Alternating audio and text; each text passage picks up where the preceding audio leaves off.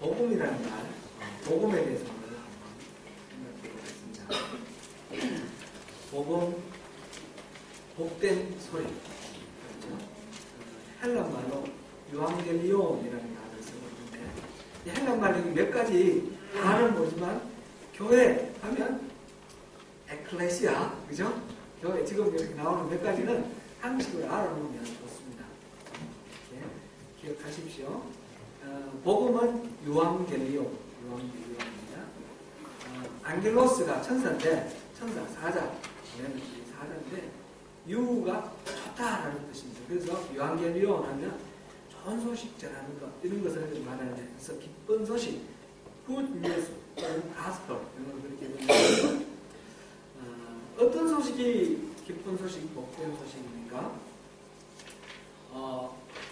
불치의 병이 걸렸는데, 이제 죽으려면 기다리고 있는데, 신약이 개발돼가지고 이거 먹으면 그냥 낫는다. 그러면 기쁜 소식이죠. 이렇게 아주 중대한 그런 소식도 있고, 아주 또 가벼운 그런 기쁜 소식도 있을 수 있습니다. 숙제가 오늘 밤 11시 55분까지 제출하기로 했는데, 내가 좀 준비가 될 때서 이 시간이 필요한데 막 그랬더니 메시지가 날라왔는데, 내일 11시 55분까지 내도 된다. 막 이렇게 날라왔으면 기쁜 소식인가요? 슬픈 소식인가요? 기쁜 소식이죠. 작은 데서부터 큰 데까지 우리의 문제를 풀어주고 우리에게 새로운 소망을 주는 그런 소식들, 기쁜 소식들이 많이 있습니다. 이 유앙겔리온이라는 말이 이 헬란 말이니까 가장 이렇게 대표적으로 쓰인 용례를 보면 마라톤 경기하고 관련이 있습니다. 마라톤 경기 아시죠? 육상 경기 42.195km를 이렇게 달리지 않습니까? 오늘날 올림픽에 종목이기도 하고 다른 육상 대회할 때도 마라톤이 아주 육상 경기의 꽃이다 이렇게 말하는데 그런 경기였죠. 옛날 고대에 그리스와 페르시아 사이에 전쟁이 있었습니다. 페르시아, 성경에는 바사라고 하는데 이 페르시아가 아주 강대해가지고 우리 성경에 에스라스에 나오는 다리오 1세입니다. 다리오가 수백만의 군사를 끌고 그리스를 침략해 들어갔습니다. 그래서 그 아테네가 아니라 마라톤이라는 그 해변에 있는 광야의 평야에서 전쟁이 붙었습니다. 그리스는 도시국가가 되었기 때문에 그 대군이 없습니다. 그래서 여러 나라 국가들의 연합군이 이렇게 모여서 상대적으로 페르시아에 의하면 굉장히 이렇게 열세인데 그 마라톤 평원에서 전쟁을 쳤는데 이 그리스가 이긴 거예요. 페르시아가 막 서쪽으로 막 유럽 쪽으로 막 침략해 들어가다가 거기서 마라톤 전쟁에서 이렇게 짐으로써 페르시아가 이렇게 물러나게 되는 그런 계기가 되는데 이때 이 승리의 기쁨 소식을 전하기 위해서 마라톤에서 아테네까지 거기가 거리가 42.195km였던가 봐요. 그 거리를 그대로 이제 재현한 게 육상 경기인데 그 길을 달렸어요. 쉬지 않고 달려서 이 기쁜 소식을 전하고 그 젊은이는 그 기쁜 소식을 전하고 너무 숨이 차서 죽었어요. 죽고 난 뒤에 이 젊은이를 기념하기 위해서 고대 올림픽에 그리스의 올림픽이 있었지 않습니까? 그래서 이 마라톤이라는 기술을 계속해서 해왔습니다. 오늘날 근대 올림픽에서도 그 정신을 이렇게 이어서 마라톤 경기를 하고 있습니다. 이때 전쟁에서 승리했다는 소식 듣는 시민들의 입장에서는 참 얼마나 기다렸던 그런 소식인지 모릅니다. 우리 그냥 전쟁에 나가서 이겼다, 졌다, 그냥 뭐 나무 이야기처럼 들리지만 그 당시 그 소식을 듣던 아테네 시민들의 입장을 한번 생각해 보십시오. 전쟁에 누가 나갔습니까?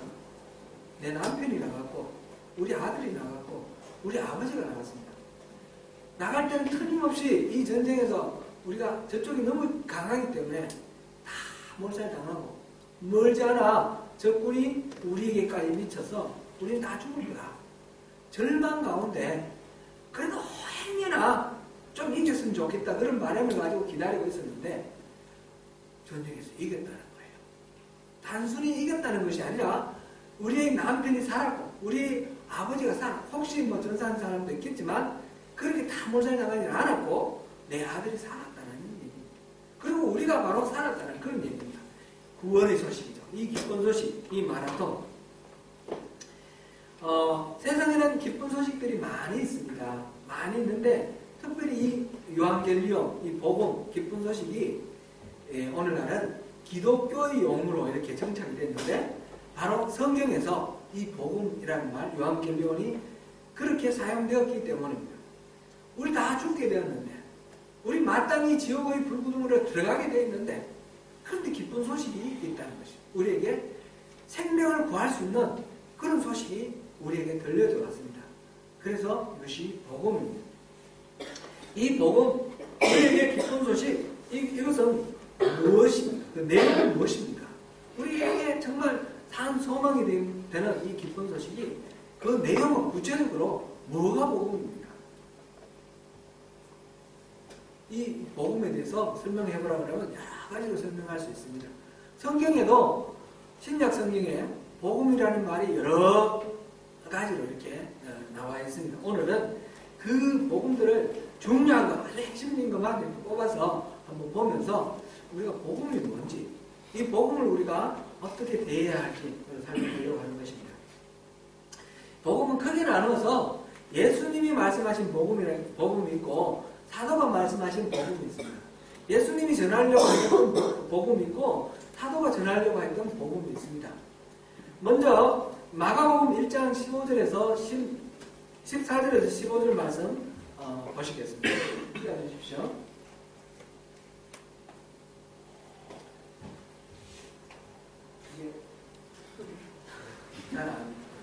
마가복음 1장 14절에서 15절인데 이거 안 되겠네. 이게 제가 PPT를 제가 만드는데 사이즈도 안 맞고 위에서 세 번째 PPT.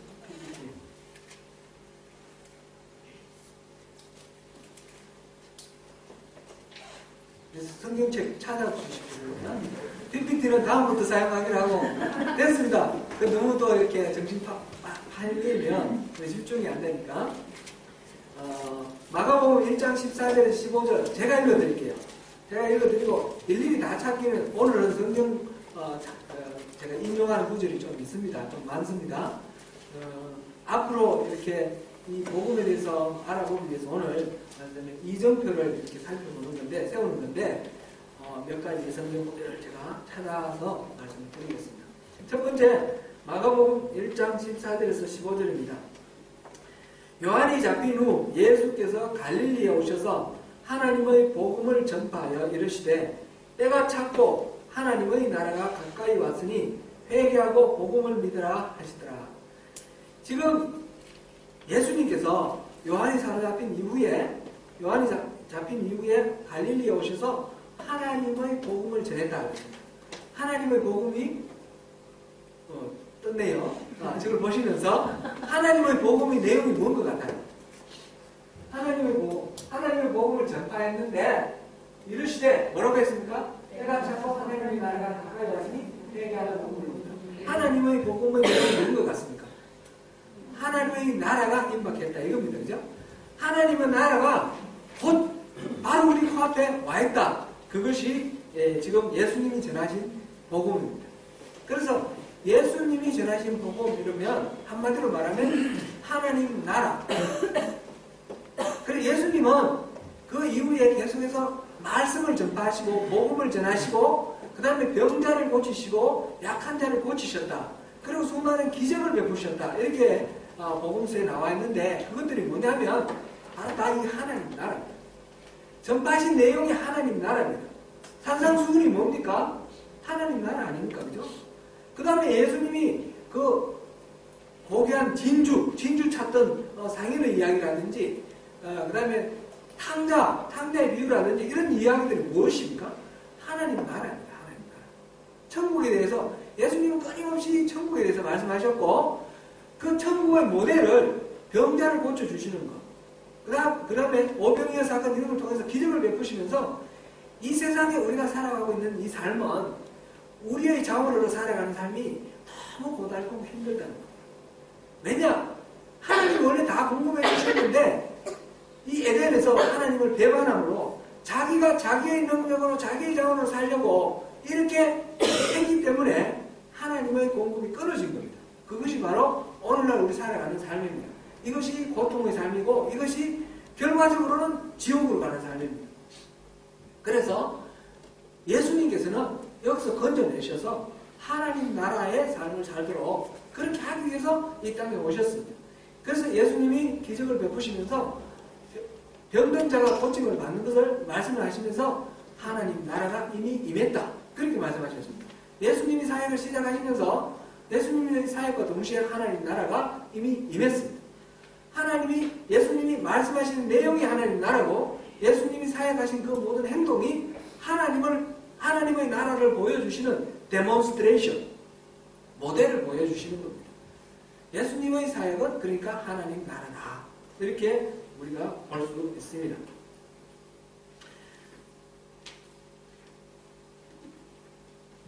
사도들이 전한 복음에 대해서도 한번 살펴보겠습니다.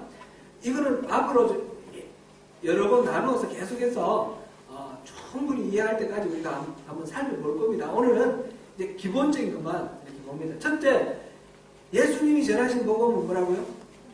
하나님 나라. 그 다음에 사도행전 19장 8절을 한번 보겠습니다. 같이 읽어볼까요? 떴으니까 시작. 바울이 회당에 들어가 석 달 동안을 담대히 하나님 나라에 명령하는 명령인데 바울과 다른 사도들도 마찬가지인데 계속해서 전한 것이 뭐냐면 하나님 나라에 대해서 전했습니다. 하나님 나라에 대해서 이제 전했는데 이 표현은 성경에 사도들이 전한 이 하나님 나라 복음은 4번밖에 나오지 않습니다. 그 다음에 사도들이 이 복음이라고 말할 때 복음은 나는 이 복음을 전한다 라고 말한 그 복음의 내용은 다르게 표현이 되어 있습니다. 고린도전서 15장 1절부터 4절까지를 보시겠습니다. 1절, 2절, 3절, 4절 여기 나올 테니까 위에서부터 한번 읽어봅니다. 시작. 형제들아 내가 너희에게 전한 복음을 너희에게 알게 하노니 이는 너희가 받은 것이요 또 너희가 받은 것이라. 너희가 만일 내가 전한 그 말을 믿고 절대 믿지 아니하였으면 그로 말미암아 구원을 받으리라. 내가 받은 것을 먼저 너희에게 전하였으니 이는 성경대로 그리스도께서 우리를 위하여 주시고 장사신과 하셨다가 성경대로 사람에게 다시 사랑하사. 아멘. 1절 2절에서 내가 너에게 복음을 전했다 이렇게 말했습니다. 내가 전한 그 말, 이 말도 유앙겔리온이라는 단어를 썼으니까 내가 전한 그 복음 이런 뜻입니다. 3절과 4절은 그 복음의 내용입니다. 그 내용은 뭡니까? 내가 너에게 전하였는데 성경대로 그리스도께서 십자가에서 우리 죄를 위하여 죽으셨다라는 것. 그 다음에 또 성경대로 사흘 만에 살아나셨다는 것. 곧 예수님의 죽으심과 예수님의 살으심, 부활하심. 이것이 바울 사도가 전한 복음입니다. 두 가지, 사도가 전한 복음은 두 가지. 예수님이 죽으심과 예수님이 살으심. 예수님이 죽으심과 살으심. 이렇게 우리가 요약할 수 있습니다. 하나님 나라의 복음을 전했는데 이 예수님의 죽으심과 살으심 이렇게 용어가 바뀌었습니다. 그리고 예수님이 말하신 하나님의 나라가 여기는 나오지 않습니다. 이게 어떻게 된 겁니까? 그래서 많은 세월 동안 신학자들은 어떻게 생각했냐면 예수님이 전하신 복음과 사도가 전한 복음이 다르다. 그래서 기독교는 실제로는 예수님의 가르침을 이렇게 전하는 종교가 아니라 바울 사도의 가르침을 전하는 종교다. 이렇게까지 좀 극단적으로 그렇게 오해를 했습니다. 근데 사실은 이 바울 사도가 전한 복음, 예수님의 죽으심과 살으심, 그리고 예수님이 전하신 하나님 나라, 이것이 다른 것이 아닙니다. 이것은 하나입니다. 그거는 결론부터 말씀드리면 예수님이 전하신 복음 하나님 나라는 예수님의 죽으심을 인하여 성취되었고 예수님의 부활하심으로 확인이 되었습니다. 그래서 예수님의 사심과 죽으심과 부활하심 이것이 전부 다가 하나님 나라의 성취입니다. 그렇게 연결이 되는 거로 우리가 결론부터 보고 그 다음에 또 계속해서 가겠습니다. 예수님의 죽으심과 부활 중에서는 어떤 교회에서는 요즘 보니까 한국에 이렇게 어떤 교회 하나는 십자가만 말하면 안 된다. 부활이 없으면 안 된다. 이래서 부활만 강조하는 그런 교회도 있고요. 또 많은 경우는 십자가만 강조하고 부활은 이렇게 이야기가 안 되는 그런 경우도 있어요. 십자가와 부활은 예수님의 죽으심 십자가와 예수님의 부활은 사실은 똑같은데 그런데 성경에서는 십자가와 부활이 동시에 거론된과 동시에 또 부활만 얘기된 데도 있고 십자가만 얘기된 데도 있습니다. 사도행전 마지막에 27장 보면 예수님께서 사도 바울이 체포가 되어서 재판을 하는데 재판할 때 그 자기가 체포된 이유를 뭐라고 말하냐면 내가 예수의 부활을 전함으로 이 자리에 섰다 이렇게 표현합니다. 그러니까 사도는 자기의 삶을 그렇게 부활이다 이렇게도 요약을 합니다. 그런데 오늘 갈라디아서 6장 14절 보시겠습니다. 6장 14절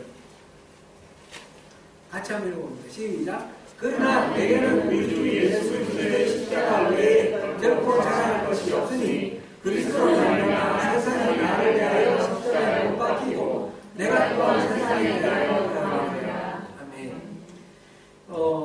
사도 바울은 십자가 외에는 자랑할 것이 없다고 그래요. 자기는 부활 때문에 재판을 받게 되는데 그럼 부활을 받기는 자랑할 것이 없다 하든지 또는 십자가와 부활 두 가지를 동시에 말하든지 그래야 되는데 십자가만 말하고 있어요. 고린도전서 1장 23절도 보겠습니다. 고린도전서 1장 23절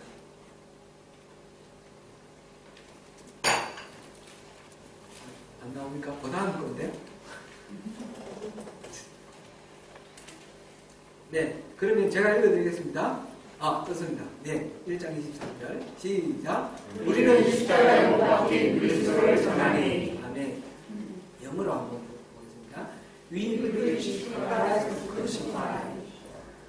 뭐를 전한다고요? 예수님을 전해요. 예수님을. 어떤 예수님을요? 십자가에 못 박히신 예수님. 오늘 우리 본문으로 했던 고린도전서 2장 1절부터 5절도 이 바울 사도가 2차 전도 여행에서 이렇게 터키 지역을 지나서 그리스로 가서 데살로니가 이렇게 그 교회 세우고 빌립보 교회 데살로니가 세우고 그 다음에 내려와서 아테네에 왔다가 그 다음에 고린도로 갔는데 그 고린도에서 처음 아테네를 지나서 고린도에 갔을 때의 심경을 표현하는 거예요. 다른 데서는 다 교회를 세웠는데 아테네에서는 교회를 못 세웠습니다. 아테네에서 교회를 못 세운 이유를 자기가 이제 고백하는 게 이것입니다. 아테네는 원래 철학의 중심지 아닙니까? 그리스 철학의 중심지. 가보니까 아레오바고, 아크로폴리스, 거기 광장에 여러 신들이 있는데 어느 보니까 신상 앞에 이름을 알 수 없는 신 이렇게 되는 거 거기서 막 경배를 하고 있는 걸 봤습니다. 그래서 여러분 이 이름을 알 수 없는 신, 여러분 이런 신까지도 경배하는 거 참 훌륭합니다 하면서 이 신이 진짜 이름을 모르는 신, 이 신이 누군지 아십니까? 하면 예수님을 증거를 합니다. 그래서 많은 사람들이 바울 사도 얘기를 듣는데 결과적으로 예수를 영접하는 사람은 없어요. 두 사람 이름이 나와요. 그래서 다른 데서는 교회를 다 세웠는데 철학의 중심도시인 이 그리스 아테네에 가서 철학적으로 그들을 접근을 했더니 결과적으로는 실패한 거예요. 그래서 고린도로 가서 지금 얘기한 거 철학적으로 인간의 어떤 논리로 이렇게 얘기해가지고 결국 나는 실패할 수밖에 없었다. 그래서 두렵고 떨림으로 여러분들 앞에 나아간다 하면서 나는 예수 그리스도와 이제 고린도전서 2장 2절을 보십시오. 2장 2절.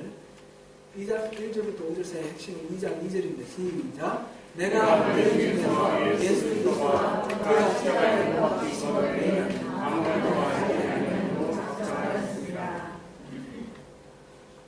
십자가 외에는 자랑할 것도 없다 그랬고, 이제 예수 십자가에 못 박히신 예수님만 전한다 그랬고, 여기서는 예수 그리스도 그리고 그가 십자가에 못 박히신 것, 이 두 가지 외에는 아무것도 안 알겠다 그랬으니까 이 두 가지만 알겠다는 거죠. 이 두 가지 영어로 한번 띄워주십시오. 영어로. 이 두 가지, 이 영어 번역이 조금 더 원어에 가깝게 번역이 되어 있어서 그렇습니다. 같이 읽습니다. 시작. For I rejoice to know nothing while I was with you except Jesus Christ and Him crucified. 두 가지만 알고 나머지는 알지 않겠다 그랬는데 두 가지가 Jesus Christ and Him crucified. 예수 그리스도와 또 힘입니다. 또 예수님입니다. 실제로는 한글 번역에는 그가 십자가에 못 박혀 죽으신 것이라고 했는데 원래의 본문의 의미는 예수님 그리고 십자가에 달려 죽으신 예수님 두 번 강조하는 거예요. 강조. 그러니까 바울 사도가 지금 말하고자 하는 것은 나는 이제 예수님밖에 안 할래. 십자가에 달려 주신 예수님밖에 알지 않겠어. 그렇게 말하고 있는 거예요. 그러니까 바울 사도가 전하고자 하는 이 복음의 핵심은 뭐냐면 예수님입니다. 예수님의 사신, 죽으심, 부활이고 죽으심과 부활 중요하고 죽으심 십자가인데 그런데 그 전체를 한마디로 말하자면 예수님입니다. 어떤 예수님입니까? 십자가에 달려 죽으신 예수님입니다. 부활하신 예수님도 중요하고 다 살아계신 예수님도 중요한데 가장 중요한 핵심은 십자가에 달려 죽으신 예수님입니다. 그래서 바울 사도가 전한 복음의 핵심은 뭡니까? 이렇게 말씀드리면 여러분들은 예수님입니다. 이렇게 대답하면 됩니다. 어떤 예수님입니까? 하면 십자가에 달려 죽으신 예수님입니다. 이렇게 말씀하시면 됩니다. 그러면 바울 사도가 전한 복음은 무엇입니까? 예수님입니다. 다시 한번 바울 사도가 전한 예수님은 무엇입니까? 예수님입니다. 그죠? 그 다음에 다시 그 예수님은 어떤 예수님입니까? 예, 그것이 복음. 예수님이 하나님 나라를 전했는데 지금 바울 사도는 예수님이 복음이라고 했어요. 다시 말씀드리면 예수님이 하나님 나라가 예수님이 하나님 나라.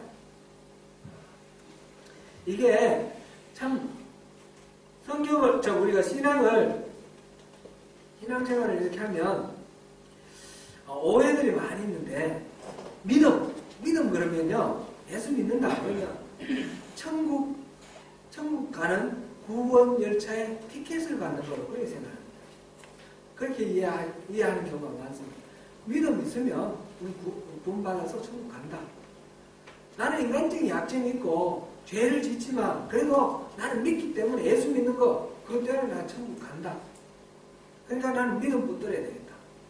이게 맞는 말이기도 하면서 틀린 말입니다. 이게 얼마나 많은 오해를 불러일으켰냐면 이 믿음 때문에 이 믿음을 갖고 있기 때문에 나는 삶에 대해서 별로 책임을 안 지는.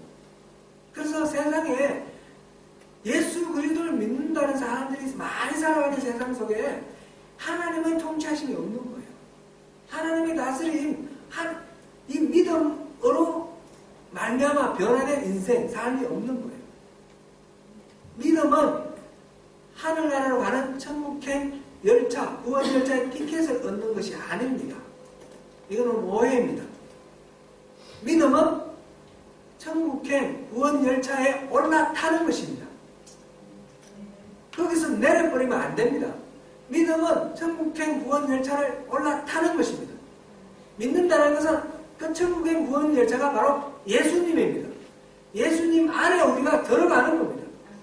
예수님이 우리 안에 오는 것이고 우리가 예수님 안에서 사는 겁니다. 우리가 지난 히브리서 3장 1절 지난번 구절 맨 마지막 PPT 띄워주십시오. 하나 건너뜁니다. 히브리서 3장 1절 한번 띄워주십시오. 시작. 그러므로 함께 하늘의 부르심을 받은 거룩한 형제들아, 우리가 믿는 도리에 사도이시며 내 제사장이신 예수를 깊이 생각하라. 아멘. 우리는 하늘의 부르심을 받았습니다. 교회는 뭡니까? 세상에 있다가 부르심을 받은 사람들의 모임입니다. 그러니까 믿는다라는 것은 세상에 그대로 있는 것이 아니고 부르심을 받아서 우리 삶의 자리를 옮긴 것입니다. 세상에서부터 이전해서 하나님 나라로 우리 이사를 해왔습니다. 몸은 세상에 살고 있지만 우리 존재, 우리 아이덴티티는 세상 사람이 아니라 천국의 시민권을 가진 천국의 시민입니다. 이렇게 옮겨와서 우리 삶을 옮기지 않고 그냥 내 나중에 죽으면 내 믿으니까 천국 가겠지. 이렇게 생각하면 그거는 성경을 오해하는 것입니다. 다시 한번 우리 생각해 봅니다. 믿음이라는 것은 어떤 신조를 우리 마음속에 새겨놓는 거, 이것이 틀림없다 내가 확신하는 거, 이런 게 아닙니다. 그런 게 아니고 내 삶을 예수님이 내 인생의 구세주시고 내 인생의 주인이다라는 것을 받아들이고 내 인생을 예수님한테 맡기는 겁니다. 그래서 나는 이제 이전에처럼 내가 주인에서 살아오던 이 세상적인 삶, 옛사람의 본성을 버리고 이제 나를 다스리시고 통치하시고 이끄시는 예수님의 나라에서, 하나님의 나라에서 예수님이 이끄신 대로 살아가는 새로운 삶의 존재, 그렇게 변화되는 새사람을 입는 것입니다. 이것이 믿음입니다. 믿음을 이렇게 또 한번 생각해 보면 좋겠습니다. 우리가 바닷가에 가보면 파도가 이렇게 없이 몰려옵니다. 인생에는 많은 파도가 있습니다. 그렇지 않습니까? 왜 인생이 괴롭습니까? 끊임없이 파도가 몰려오기 때문에 그렇습니다. 이 한 파도 하나가 지나가면 그 다음에 평탄하고 모든 것이 좋으냐? 그게 아닙니다. 끊임없이 파도는 몰려옵니다. 예수 믿으면 파도가 몰려오지 않습니까? 인생에 고난이 없습니까? 예수 믿으면 끝입니까? 그렇지 않습니다. 예수 믿어도 어려움들은 얼마든지 옵니다. 예수 믿어도 교통사고 당할 수도 있고요. 예수 믿어도 질병 걸릴 수가 있습니다. 예수 믿어도 우리가 알 수 없는 위험에 빠질 수도 있고요. 예수 믿어도 누구에게 속임당하고, 예수 믿어도 우리는 누구에게 오해를 받고 핍박당할 수가 있습니다. 인생은 그렇습니다. 그런데 예수 믿는 거하고 믿지 않는 거하고 무슨 차이냐? 끊임없는 이 고난 물론 있지만 그것을 맞이하는 우리의 삶의 자세가 다른 것입니다. 오늘 홍 집사님 대표기도 하시면서 타고난 시기를 이렇게 인용을 하셨는데 그것은 고통이 없기를 기도하는 것이 아닙니다. 고통을 이길 수 있는 힘과 능력, 용기, 어려움을 맞설 수 있는 그런 우리의 마음, 이것이 예수 믿음으로 인해서 얻어지는 것입니다. 그것은 우리 마음을 단단히 먹고 결심을 단단히 해서 이루어지는 것이 아니라 우리의 삶의 자리를 옮기기 때문에 그렇습니다. 우리가 옛사람의 속성 그대로 살아가고 있는 동안은 여전히 그 속에서 헤어나지 못합니다. 교회 다녀도 우리는 고통 속에서 그냥 흐득거리며 교회 다닐 수밖에 없습니다. 예수 믿어도 이민생활 어려운데 교회 다니는 게 제일 어렵다, 이렇게 말할 수밖에 없는 그런, 이거는 사실은 신앙이 아닙니다. 그냥 교회 다니는 거지. 우리는 이거를 근본적으로 들여다봐야 됩니다. 이게 바뀌어야 됩니다. 예수를 믿으면, 정말 우리 안에 믿음이 있으면 어떤 어려움이 있더라도 그 속에서 교회 다니는 게 괴로운 것이 아니라 내가 신앙이 있기 때문에, 참된 믿음이 있기 때문에 내가 이 어려움들을 넉넉히 이겨내고 그 모든 환난과 고통 가운데서 하나님이 주시는 기쁨과 평강을 누리는 것입니다. 비유로 한번 말씀을 드려보는 것입니다. 바닷가에서 파도가 끊임없이 몰려오는데 그 파도를 헤엄쳐서 나가려고 하면 우리는 몇십 미터 못 갑니다. 그렇죠? 그래서 그 헤엄치고 못 나가니까 어떻게 합니까? 배를 타고 가죠. 배를 타고 가는데 조금만 요트를 타고 가면 웬만한 파도 한 10cm, 20cm 파도는 지나가지만 이 파도가 한 50cm, 60cm 이렇게 가면 이 요트를 타고 가면 조금만 1인 요트를 얼마나 가는 이런 거 타고 가면 파도가 10m, 50cm, 60cm 되면 이게 뒤집어지니까 못 가는 거죠. 그러니까 더 큰 배를 타야 되죠. 파도가 1m, 10m 이렇게 큰 파도가 오면 어떻게 됩니까? 웬만한 어선 이런 것들도 뒤집어지니까 더 큰 배를 타야 되죠. 항공모함, 예를 들어서 한 100만 톤짜리 항공모함을 타고 간다고 한번 생각해 보세요. 그러면 웬만한 파도가 오면 느껴집니까? 안 느껴집니까? 안 느껴지죠. 10m, 20m 파도 문제가 됩니까? 안 됩니까? 안 되죠. 문제는 파도가 커서 문제가 아니라는 겁니다. 파도가 우리에게 밀려와서 문제가 아니고 우리가 타고 있는 배가 내 힘으로 하려고 하거나 아니면 너무 조그만 배를 타고 있기 때문에 그렇습니다. 우리가 나의 자원으로 모든 것을 해결하려고 하면 우리는 한계에 봉착할 수밖에 없습니다. 그래서 우리는 예수님에게 타야 되는 것입니다. 예수님은 세상에 어떤 파도도 뒤엎을 수 없는 그런 배거든요. 항공모함하고도 비교할 수 없는데 우리가 믿음으로 구원열차 천국행 티켓을 탄 것이 티켓을 가지고 있는 것이 아니라 그 구원열차를 타는 것이고 예수님 어떤 파도와 어떤 시련이 몰려도 요동하지 않고 넉넉히 이겨낼 수 있는 우리 예수님 안에 우리가 들어가는 것 그것으로 우리가 승리하는 것이 신앙이다. 그것이 참 믿음이다. 이렇게 우리가 이해를 해야 됩니다. 어떻게 하면 예수님 안에 들어갈 수 있습니까? 그것이 우리가 일평생도록 경건의 훈련을 하면서 예수님 안에 온전히 들어가서 예수님하고 하나가 되는 것입니다. 오늘 히브리서 보니까 지난주에 봤던 우리 믿는 도리의 사도이시고 대제사장이신 예수 그리스도를 깊이 생각하라 그랬습니다. 깊이 생각하라는 이 단어는 뭐라고 그랬습니까? 끊임없이 바라보는 것이고 예수님을 아는 것이다. 깊이 생각하라는 말, 이거는 이 단어는 이 세 가지로 번역이 되어 있습니다. 우리말로 번역할 때 어떤 데서는 깊이 생각하라, 어떤 데서는 바라보라, 어떤 데서는 알아라 이렇게 이 세 가지 의미를 다 갖고 있다는 것입니다. 끊임없이 우리 삶 속에서 예수를 바라보는 예수님을 더 깊이 아는 겁니다. 이게 신앙입니다. 깊이 예수님은 이 상황에서 이 어려움 속에서 어떻게 행하셨을까? 어떻게 반응하셨을까? 그것을 생각하고 무슨 일이든지 항상 주님을 바라보는 거죠. 주님 바라본다는 것은 주님이 이 상황 속에서는 어떻게 생각하시고 반응하셨을까? 주님이 나에게 뭘 기대하실까? 이 순간 속에서 어떻게 반응하기를 기대하실까? 그 주님을 계속 묵상하라는 거예요. 주님을 묵상하고 예수님을 묵상할 때 우리는 파도를 이길 수 있습니다. 시련이 있고 어려움이 있고 고통이 있을 때 우리는 주님의 신실하심을 알기 때문에 이 시련, 고통이 주님이 내게 뭔가 선한 의도로 이것을 주실 것이다 라고 믿으면 그 고통을 우리 얼마든지 해석해서 승리할 수 있습니다. 지나가 보면 우리가 다 압니다. 그때 어려웠던 것들 그래서 그랬구나. 그때 이건 나한테 이렇게 변화시키려고 그랬구나. 우리 모두들 고백 아닙니까? 그렇죠? 당장 그 고난, 고통 속에서는 우리가 어쩔 줄 몰라하고 또 절망하고 좌절하는데 우리가 예수를 바라보면 우리 승리할 수 있는 것입니다. 우리가 예수님 안에 들어가면 승리할 수 있는 것입니다. 이것이 복음입니다. 우리가 하나님 나라에 들어가는 것이고 하나님 나라는 죽고 난 뒤에 먼 훗날에 있을 것이 아니라 우리 예수를 믿는 순간 이미 우리 안에 하나님 나라가 실현되었으며 우리는 그 하나님 나라 안에서 살아가는 하나님 나라의 백성입니다. 미래의 하나님 나라의 백성이 아니라 현재 우리가 하나님 나라의 백성입니다.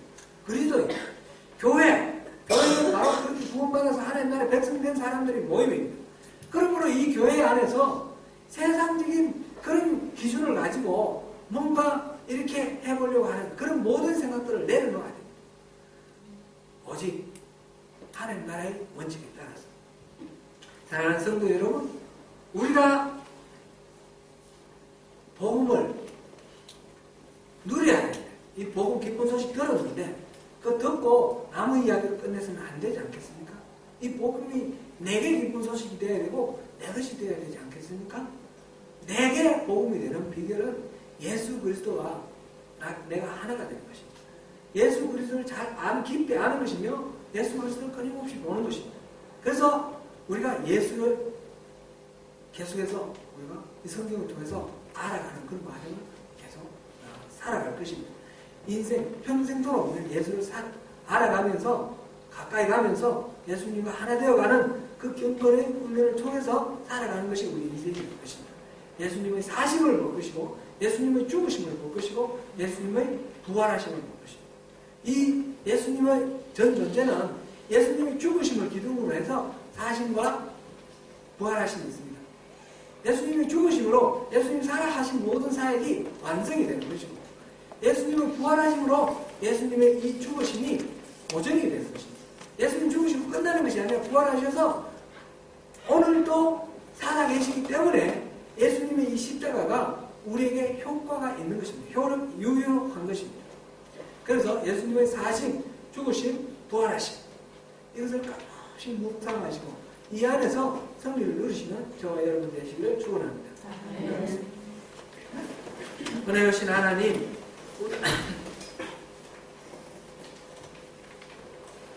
복음을 더 잘 알기를 원합니다. 복음 기쁜 소식이 그냥 신문에서 보는 뉴스가 아니라 내 삶을 근본적으로 변화시키는 새로운 삶의 시작, born-again, 출발이 되어서 세상에 속했던 옛사람을 벗어버리고 하나님이 통치하시는 하나님 나라 천국의 백성으로 지금 이 순간부터 천국의 삶을 누리는 그런 우리가 될 수 있도록 그런 기쁨 소식, 복음이 될 수 있도록 주님 우리에게 은혜를 베풀어 주시고 이 복음이 내 안에 살아있을 수 있도록 도와주십시오. 복음은 다름 아니라 예수 그리스도라고 그랬습니다. 복음은 예수의 죽으심이고 십자가입니다.